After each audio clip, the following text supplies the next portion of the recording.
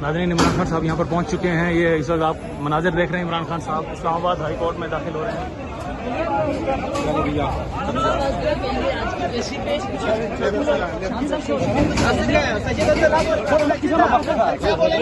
खान साहब क्या नतीजा एक्सपेक्ट कर रहे हैं आप आज?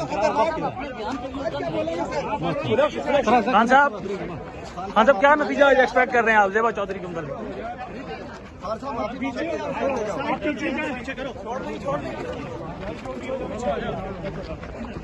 ये मोबाइल वाले को उठाओ, आप उधर जाओ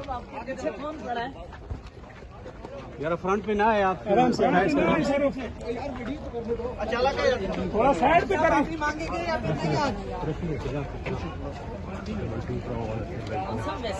इसको पीछे करो, पीछे लोग खड़े। आप साइड पे।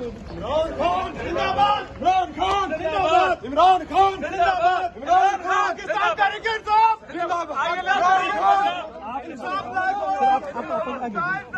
जनूबी पंजाब, इमरान खान। बस आप पीछे हो जाओ, छोड़। आप पीछे हो जाओ यार। माफी मांगेंगे सर, माफी मांगेंगे खान साहब। एडवाइस करो। खान साहब माफी मांगेंगे तो नायल हो जाएंगे।